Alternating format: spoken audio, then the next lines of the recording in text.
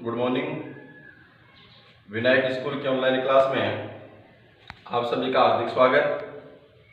देखिए, मुख्यतः मानव भूगोल के जो टॉपिक्स अपने चल रहे थे उसमें विश्व जनजाति संबंधी टॉपिक अपना चल रहा था। कल के वीडियो में आपने देखा होगा भील जनजाति चल रहा था, जो अपना कल के वीडियो में शायद कंप्लीट हो चुका था।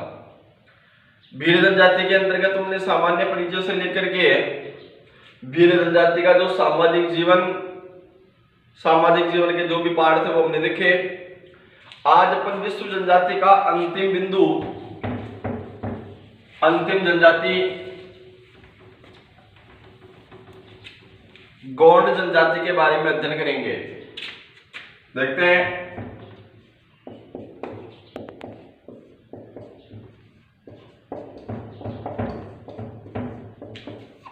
गौंड जनजाति,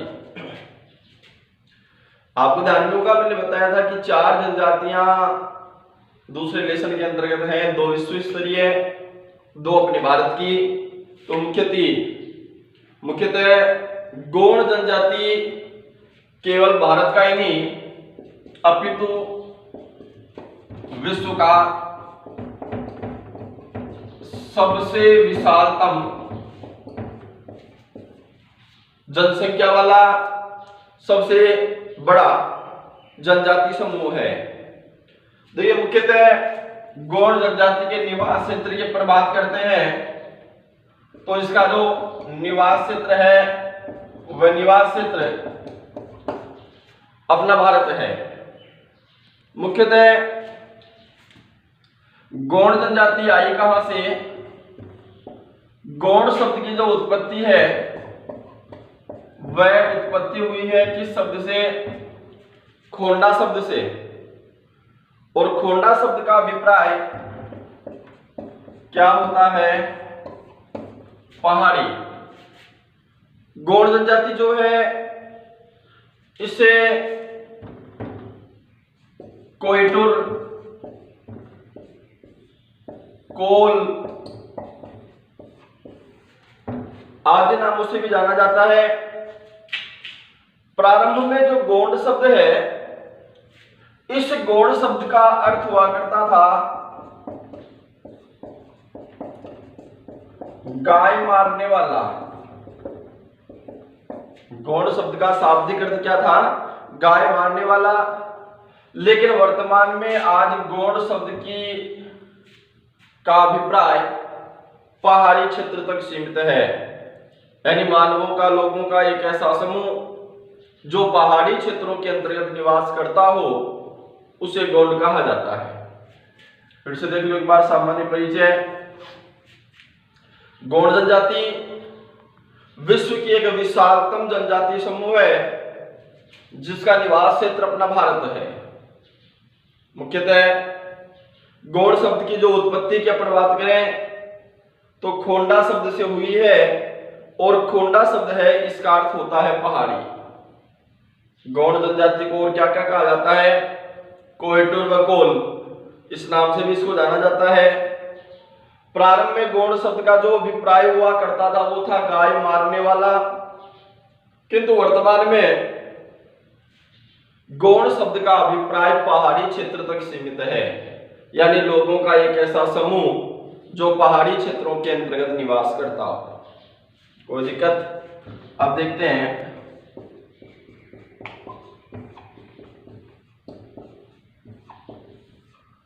गौंड जनजाति के निवास क्षेत्र के बारे में।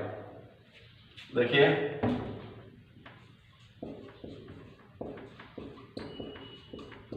मध्य प्रदेश, उड़ीसा,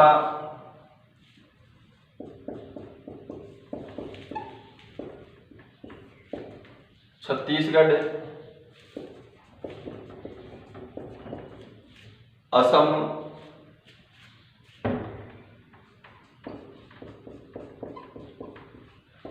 महाराष्ट्र,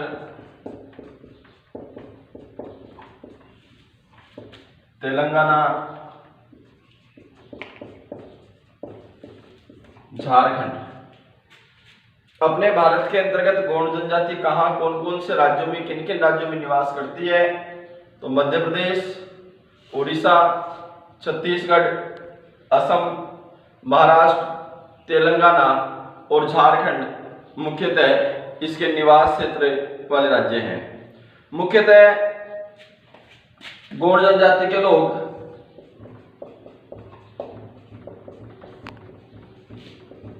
सतपुरा श्रेणी, मेकाल,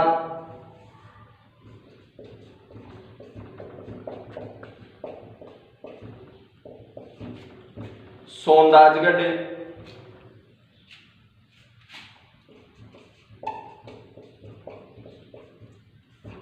देवगढ़ की उच्च भूमि,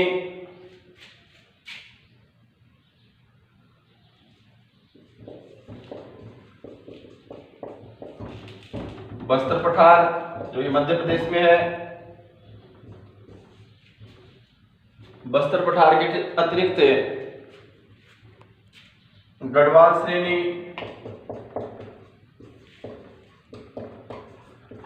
ये मुख्यतः गौड़ जनजाति के निवास क्षेत्र हैं। ध्यान दीजिए, यदि राज्य पूछता है तो मध्य प्रदेश, उड़ीसा, छत्तीसगढ़, असम, महाराष्ट्र, तेलंगाना, झारखंड ये मुख्यतः महत्वपूर्ण निवास क्षेत्र हैं गौड़ जनजाति के। यदि अपन पहाड़ी क्षेत्रों की बात करें, क्योंकि पहले एक शब्द आया था कि गौड़ शब्द का शाब्दिक अभिप्राय पहाड़ से है, वह लोगों का समूह जो पहाड़ी क्षेत्रों में निवास करता है। तो पहाड़ी क्षेत्र कौन कौन से? भारत में सतपुरा श्रेणी, मेकाल श्रेणी, सोनराजगढ़, देवगढ़ की उच्च भूमि, बस्तर का पठार, गढ़वाल श्रेणी ये मुख्य क्षेत्र है। यानी जिन पहाड़ी क्षेत्रों की ऊंचाई 600 से लेकर के कितने मीटर? 900 मीटर। ठीक है, समझिएगा, 600 से 900 मीटर की ऊंचाई जिन पहाड़ी क्षेत्रों की है वहां पर मुख्यतः गौड़ जनजाति निवास करती है। मुख्यतः ये जो क्षेत्र है वो नर्मदा, गोदावरी, ये जो नदियां हैं इनके उद्गम क्षेत्र हैं। मुख्यतः इनके निवास क्षेत्रों में औसत वार्षिक वर्षा 120 से 160 सेंटीमीटर होता है और यहाँ पर ग्रीष्म काल का जो तापमान है वो लगभग 40 डिग्री के आसपास होता है। फिर से ध्यान दीजिएगा, निवास क्षेत्रों में देखिए मुख्यतः गौड़ जनजाति के निवास क्षेत्र क्या क्या हैं। अपने भारत की जनजाति है तो भारत के मुख्यतः मध्य प्रदेश, उड़ीसा, छत्तीसगढ़, असम, महाराष्ट्र, तेलंगाना और झारखंड, ये 6-7 राज्य ऐसे हैं जहां पर गौड़ जनजाति निवास करती है। यदि प्रश्न आता है किन पहाड़ी क्षेत्रों में निवास करती है, तो पहाड़ी क्षेत्र कौन से हुए? सतपुड़ा श्रेणी, मेकाल श्रेणी, सोनराजगढ़, देवगढ़ की उच्च भूमि, बस्तर का पठार और गढ़वाल श्रेणी। मुख्यतः कहने का मतलब यह है जिन पहाड़ी क्षेत्रों की ऊंचाई 600 से 900 मीटर तक है उन क्षेत्रों के अंतर्गत, उन पहाड़ी क्षेत्रों के अंतर्गत गौड़ जनजाति के लोग निवास करते हैं। मुख्यतः नर्मदा, गोदावरी इन नदियों का उद्गम क्षेत्र भी इन पहाड़ी क्षेत्रों के अंतर्गत है। गौड़ जनजाति के जो निवास क्षेत्र हैं उन निवास क्षेत्रों के अंतर्गत मुख्यतः औसत वार्षिक वर्षा है वो 120 से लेकर के 160 सेंटीमीटर औसत वार्षिक वर्षा वहां होती है। और ग्रीष्म काल के तापमान की बात करें तो वह ग्रीष्म काल का जो तापमान है वो तापमान कितना होता है? 40 डिग्री सेंटीग्रेड।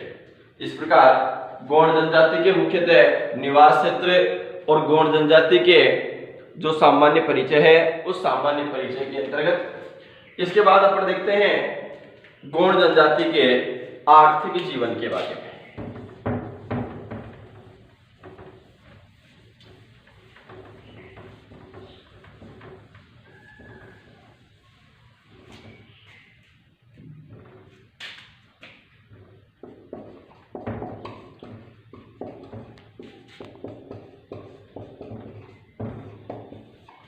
गौड़ जनजाति का आर्थिक जीवन।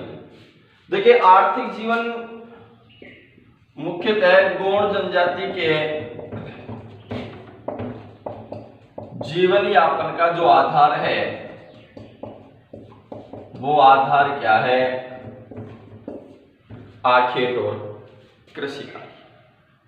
शिकार और कृषि का कार्य गौड़ जनजाति का मुख्यतः जीवन का आधार है। इसके अतिरिक्त मत्स्य पालन, मछली पालन और पशुपालन भी इनके आर्थिक जीवन का प्रमुख आधार है। देखिए मुख्यतः गौड़ जनजाति के द्वारा की जाने वाली जो कृषि है वो कृषि कौन सी कृषि कहलाती है? दिप्पा कृषि। दिप्पा कृषि क्या होती है? आपने अपने उत्तरी भारत के अंतर्गत झूमिंग कृषि का नाम सुना होगा। झूमिंग कृषि क्या होती है? वनों को काट कर या वनों को जला करके, वनों को साफ करके 3 से 5 वर्ष तक वहां कृषि का कार्य किया जाता है। 5 वर्ष या 3 वर्ष के बाद में भूमि है वो बंजर हो जाती है। फिर दूसरा कोई वन्य क्षेत्र देखा जाता है, फिर वही काटने जलाने आदि का कार्य जहां पर किया जाता है। उस प्रकार की कृषि जो है वो गौड़ जनजाति के द्वारा की जाती है, जिसे क्या कहा जाता है? दिप्पा कृषि कहा जाता है। मुख्यतः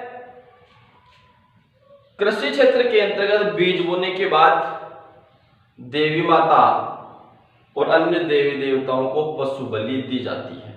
यह मुख्यतः गौड़ जनजाति की विशेष बात है कि वे अपने कृषि क्षेत्र के अंतर्गत बीज बोए, उस समय देवी माता को और जो अन्य जो भी देवी देवता जिनको वो लोग मानते हैं उनको ये लोग पशु बलि देते हैं। मुख्यतः एक महत्वपूर्ण बात मैंने आपको बताया, बस्तर का पठार निवास क्षेत्र में आया था, आपको ध्यान में होगा, जो कहां पर है? मध्य प्रदेश में। ठीक है, समझिएगा। गौड़ जनजाति के द्वारा की जाने वाली कृषि है वो दिप्पा कृषि है, लेकिन मध्य प्रदेश के बस्तर क्षेत्र में गौड़ जनजाति के द्वारा सीढ़ी नुमा खेत बनाकर यानी जो सोपानी कृषि की जाती है उसे क्या कहा जाता है? उसे पेंडा कृषि कहा जाता है। दोनों कृषियां, एक जो दिप्पा कृषि तो क्या हो गई? गौड़ जनजाति के द्वारा जो कृषि का कार्य किया जाता है वही वनों को जला करके, जैसे दिप्पा कृषि। एक है पेंडा कृषि जो केवल कहां होती है? मध्य प्रदेश का जो बस्तर का पठार है उस क्षेत्र के अंतर्गत सीढ़ी नुमा या सोपानी खेत बना करके जो कृषि उत्पादन का कार्य किया जाता है वो क्या कहलाती है? पेंडा कृषि। फिर से देख लो एक बार, गौड़ जनजाति के आर्थिक जीवन में गौड़ जनजाति के जीवन के यापन का प्रमुख आधार क्या होता है? आखेट और कृषि, शिकार कार्य और कृषि का कार्य। इसके अतिरिक्त गौड़ जनजाति के लोगों के द्वारा मत्स्य पालन व पशुपालन का कार्य भी किया जाता है। गौड़ जनजाति के लोगों के द्वारा जो कृषि का कार्य किया जाता है वह कृषि का कार्य मुख्यतः दिप्पा कृषि के नाम से जाना जाता है। दिप्पा कृषि अपने जो पूर्वोत्तर भारत में जो झूमिंग कृषि होती है उसी प्रकार की होती है।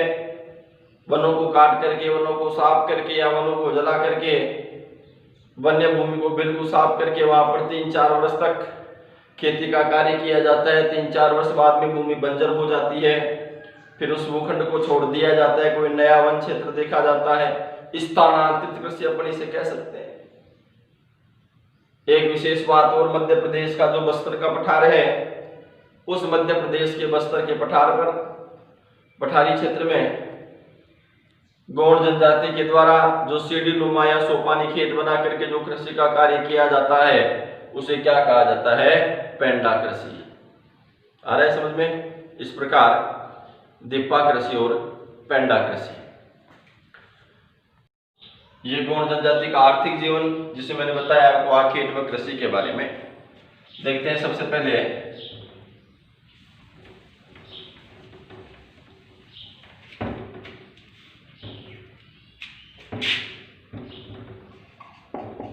आखेट। देखिए गौड़ जनजाति के लोग आखेट का कार्य, आखेट का मतलब होता है शिकार का कार्य भी करते हैं। मुख्यतः शिकार के दौरान ये जरूर है, क्योंकि आपको ध्यान में है गोंड जनजाति कहाँ की जनजाति है, भारत की। तो वर्तमान में शिकार पर पूर्णतः प्रतिबंध होने के कारण आखेट का कार्य गोंड जनजाति के द्वारा या तो बंद कर दिया गया या आंशिक रूप से किया जाता है।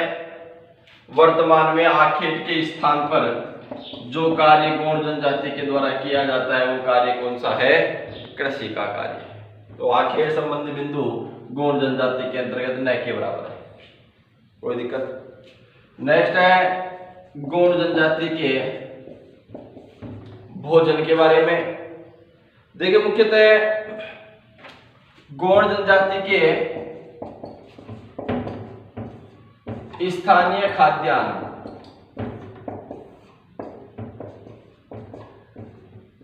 कोटू और कुटकी। गोंड जनजाति के स्थानीय खाद्यान्न का क्या नाम है? कोटू और कुटकी। ये इनके प्रमुख खाद्यान्न हैं। मुख्यतः जब भी कोई त्योहार होता है, कोई आयोजन होता है, कोई अवसर होता है, तो गोंड जनजाति के द्वारा भोजन में चावल बनाए जाते हैं। मुख्यतः गोंड जनजाति के लोग भोजन की बात करें तो ये लोग मांसाहारी भी होते हैं।